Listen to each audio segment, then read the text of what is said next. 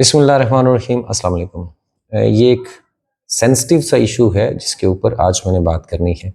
MD cat 2024 शहीद Zulfikar Ali Bhutto medical university क्या reconduct होना चाहिए या ग्रेस मार्क्स मिलने चाहिए?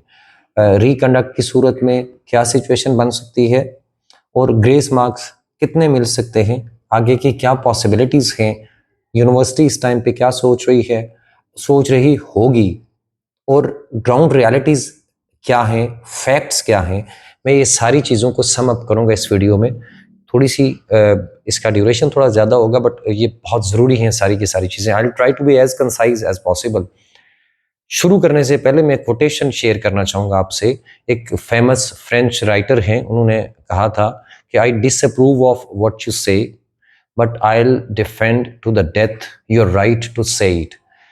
इसका मतलब ये है कि मैं आपकी राय जो आप जो कह रहे हैं मुझे उससे इख्तलाफ है और मैं आपसे डिसएग्री करता हूँ, लेकिन आपको अपनी राय रखने का हक है, अपनी बात कहने का हक है।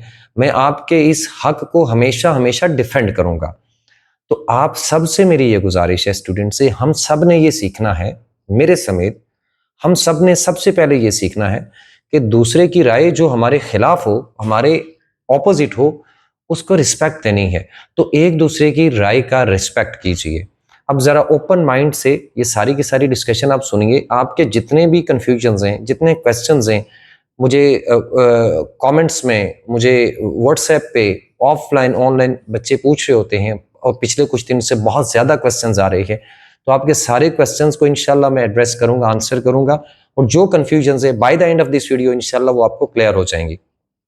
देखिए, I am no authority to say कि ये कर दें और ये कर दें। मैं आपको अपना एक एनालिसिस पेश करूंगा। एनालिसिस के लिए, किसी चीज का एनालिसिस करने के लिए दो चीजें जरूरी होती है। एक, नंबर वन, आपको फैक्ट्स का, जिस चीज का एनालिसिस आप कर रहे हैं उससे रिलेटेड जितने फैक्ट्स हैं उसका आपको पता होना चाहिए अच्छे से। अब जहां तक इस केस के फैक्ट्स की बात है, वो डे वन से लेकर अभी तक जितनी सारी भी डेवलपमेंट्स हुई हैं, मैं उसको, मेरे पास उसका फर्स्ट हैंड नॉलेज है। I was either a part of every development या मैं उसको बड़ा क्लोजली देख रहा था, चाहे वो कोर्ट की कोई प्रोसीडिंग्स हो या यूनिवर्सिटी के अंदर की कोई चीज़ हो, कोई मीटिंग है, कोई दूसरी चीज़ है, जो भी चीज़ें हैं। सो दैट्स वाई मुझे एक अपर एज है इस पे कि ये सारी चीज़ों का मेरे पास फर्स्ट हैंड नॉलेज है। बहुत सारे लोगों को आप देख रहे होते हैं जो इस पर तबसरा कर रहे हैं या कमेंट्स कर रहे हैं। हर बंदे को राइट है, करना चाहिए, लेकिन वो ये होता है कि वो उस पिटीशन के ऊपर बात कर रहे होते हैं जो शायद जो मैंने लिखी हो, जो वो उस केस के ऊपर बात कर रहे होते हैं, उस फैसले के ऊपर जो हमने वहां बैठ के सुना और जो सारा हमारी पिटीशन के नतीजे में आया। तो शायद मुझे थोड़ा सा एज इस मामले में ये है, इस पर्टिकुलर केस की हद तक, कि मुझे ये सारी चीजों का फर्स्ट हैंड नॉलेज है, तो मैं बेहतर एनालिसिस कर सकूंगा। दूसरी चीज होती है लॉजिक। तो मैं आपको लॉजिकली भी जो चीजें मैं एक्सप्लेन करूंगा वो मैं लॉजिक के साथ आपको बताऊंगा और आपको कॉमन सेंस से आपको समझ आएगी जो मैं बात कर रहा हूँ। अब सबसे पहले हम देखते हैं कि यूनिवर्सिटी की इस वक्त क्या यूनिवर्सिटी का क्या सोच है या क्या सोच रही होगी। मैं अपनी ओपिनियन दे रहा हूँ, इंफॉर्मेशन नहीं है। देखिए, यूनिवर्सिटी का जो रवैया, अगर मैं डे वन से बात करूं तो डे वन से university was not serious at all आपके केस को लेके। उन्हें लगता था कि ये दो चार बच्चे प्रोटेस्ट कर रहे हैं, चले जाएंगे, कुछ भी नहीं होगा, और वो नॉन सीरियस थे। इसका प्रूफ ये है कि आप पहला नोटिफिकेशन जो हमारा पहले दिन के प्रोटेस्ट के बाद हमारी मीटिंग हुई रजिस्ट्रार साहब से, और उसके बाद वो रात को उन्होंने एक नोटिफिकेशन कर दिया कि ये 6 क्वेश्चन हम डिलीट कर रहे हैं। उसमें भी उन्होंने ये कहा कि ये 5 का डिफिकल्टी लेवल ज्यादा था। वो तो इस बात पे आने को तैयार ही नहीं थे कि कोई आउट ऑफ सिलेबस या कोई रॉन्ग क्वेश्चन था। तो बाकायदा से लिखा कि इसमें कोई question wrong question, no question was found out of syllabus, और हमारे स्पेशलिस्ट ने इसको एनालिसिस किया ये वो सारा। अब ये बात दुरुस्त नहीं थी और ये अफसोसनाक बात है कि ये इस तरह का उन्होंने उसको कवर करने की कोशिश की, लेकिन हुआ ऐसे ही है। दैट वाज नॉन सीरियसनेस, इसको मैं नॉन सीरियसनेस कहता हूँ। सेकेंडली, जब कोर्ट के अंदर बात चली गई और उसके बाद कोर्ट ने एक कमेटी बनाई, उस कमेटी के सामने सेकंड नॉन सीरियसनेस की एग्जांपल प्रूफ, उस कमेटी के सामने भी क्वेश्चन पेपर भी प्रेजेंट नहीं किया। बिल्कुल भी वो किसी किस्म का रिलीफ पीएमडीसीबी और Zulfikar Ali Bhutto medical university students को देने के लिए तैयार नहीं थी। वो अपनी बात पे तो वो एडमेंट थे कि नहीं, कुछ भी मसला नहीं है। ये तो आप सब स्टूडेंट की एफर्ट्स को, सब पेरेंट्स के एफर्ट को इसका क्रेडिट जाता है कि आप लोग खड़े रहे, कोर्ट में गए, सारी चीजें हुई और उसके बाद जो है क्वेश्चन पेपर आया। क्वेश्चन पेपर जब आ गए, अब उनकी पोजीशन जो अपनी थी, डेफिनेटली उनको वहां से थोड़ा सा उनको समझ आई कि नहीं अब हमें कुछ करना पड़ेगा, अब तो चीजें बहुत सामने आ गई हैं। और उसके बाद जब कोर्ट में एक अलग से एक और पिटीशन हुई, फिर उसकी हियरिंग हुई। अभी जो कोर्ट के ऑर्डर्स आए हैं, 10 तारीख को जो हियरिंग होनी है, आप लोगों ने वो पढ़े होंगे, उसके अंदर बड़े बड़े pointed to the point questions हैं और वो ऑब्जेक्टिव क्वेश्चंस हैं जिनको यूनिवर्सिटी को भी और पीएमडीसी को भी आंसर करना है। अब वो क्वेश्चंस ये हैं कि क्या आपने इस इशू के ऊपर कोई कमेटी बनाई, अगर कोई कमेटी बनाई तो उसकी क्या रिकमेंडेशंस थी, उनकी फाइंडिंग्स क्या थी, वो रिपोर्ट लाएं। और ये जो पर्टिकुलरली 30 आउट ऑफ सिलेबस से रॉन्ग क्वेश्चंस वाला, फ्लॉड क्वेश्चंस वाला इशू है, इसको आपने कैसे एड्रेस किया है या आपकी इसके ऊपर क्या टेक है, क्या पोजीशन है आपकी इसके ऊपर, इसको भी एक्सप्लेन करिए। अब एक बात याद रखिए कि ये ऑनरेबल कोर्ट है, इस्लामाबाद हाई कोर्ट है, और यहाँ पे जाके इन्होंने जवाब देना है इस बात का। ये किसी स्टूडेंट को नहीं है, बात नहीं करनी स्टूडेंट्स के सामने कि हाँ वैसे उसको टाल मटोल करेंगे और गुजारा हो जाएगा। ये इन क्वेश्चंस का, ये बड़े स्ट्रेट फॉरवर्ड से क्वेश्चंस हैं, बड़े ऑब्जेक्टिव क्वेश्चंस हैं और इसको उन्हें बड़ा ऑब्जेक्टिवली आंसर करना पड़ेगा वहां पे। अब उसके बाद अब इनको लगा कि ये थोड़ा सा इनको इस बात को सीरियस लेना पड़ेगा। फिर इन्होंने जो कमेटी बनाई, अभी इस वक्त की सूरत हाल ये है कि यूनिवर्सिटी ने एक कमेटी बनाई, उन्होंने एक नोटिफिकेशन किया है। वो हमें तो ये भी लगता है कि शायद उन्होंने एक दिन पहले की डेट डाली है, लेकिन वो कोर्ट के डिसीजन के बाद आया है। नोटिफिकेशन वेबसाइट पे कहीं नजर नहीं आ रहा था। जब कोर्ट का डिसीजन, कोर्ट के नोटिस आ गए, नॉट डिसीजन, नोटिस जब इशू हो गए और उसके अंदर जो चीजें लिखी हुई थी, ये एग्जैक्टली उसी पैटर्न के ऊपर उन्होंने बनाई जो कमेटी है।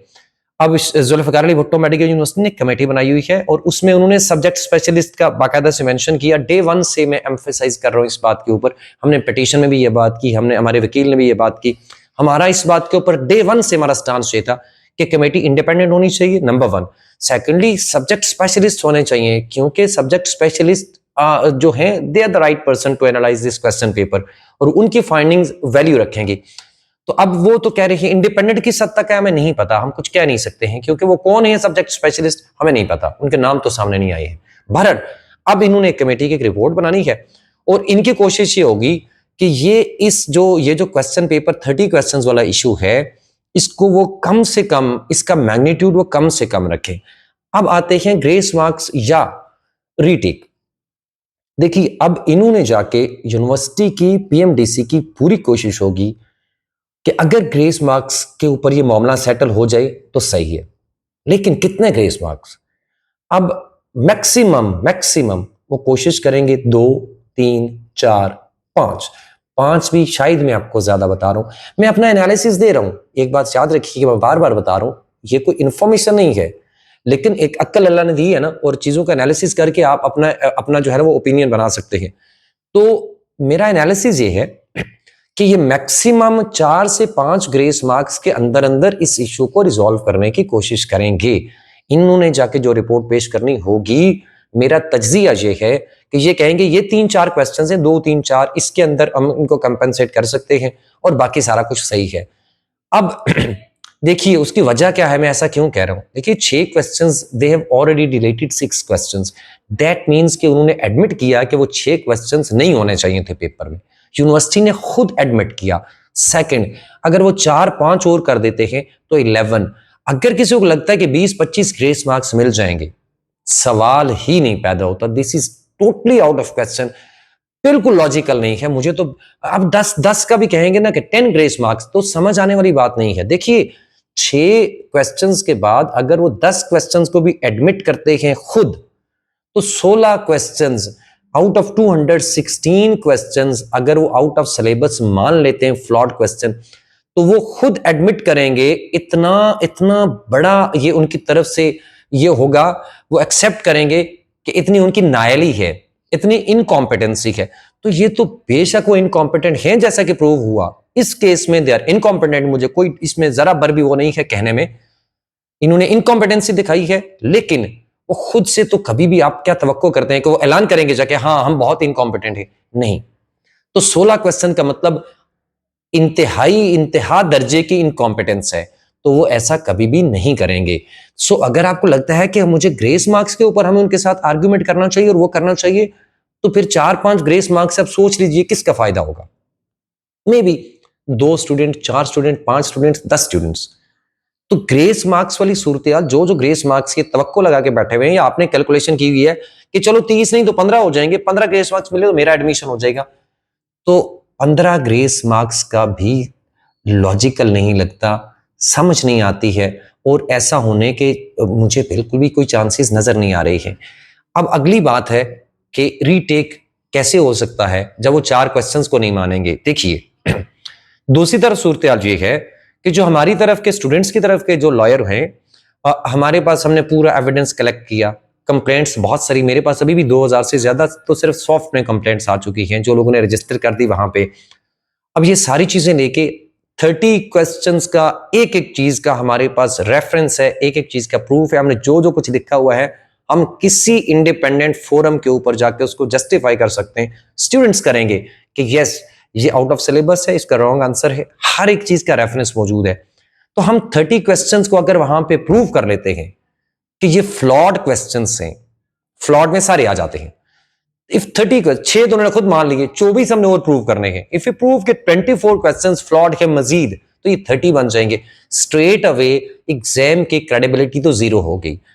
इसका कोई भी जिसको भी समझ है 30 क्वेश्चंस आउट ऑफ 200 जब फ्लॉड हो गए तो वो डेफिनेटली इसका कोई सोल्यूशन बनता ही नहीं है, वो फिर रीटेक की तरफ चीजें जाती हैं।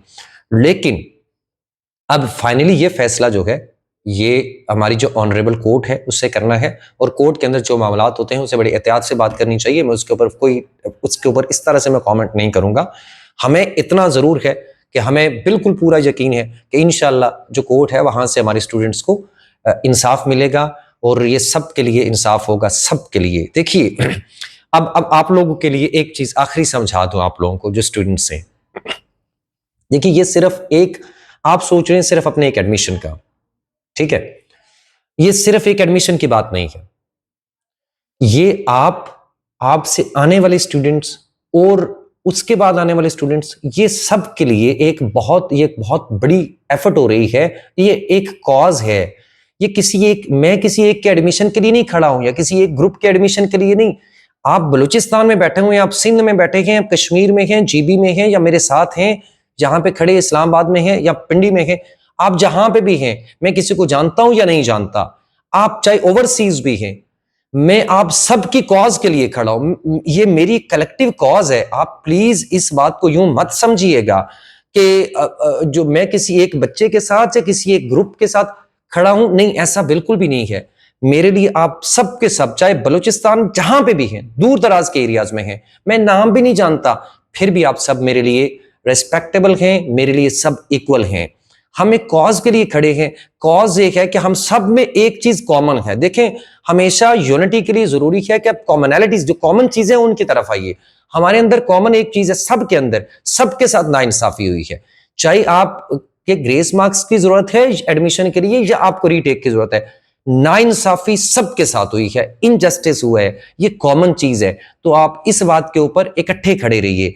अब हमें यह साबित करना है कि किस दर्जे की नाइंसाफी हुई है, और उसके बाद फैसला हम ये समझते हैं कि हमें मकसद के लिए खड़े हैं, फैसला फिर हमने साबित करना है इनजस्टिस कितना है, फैसला अदालत, मुअज़्ज़ज़ अदालत जो है उसने करना है।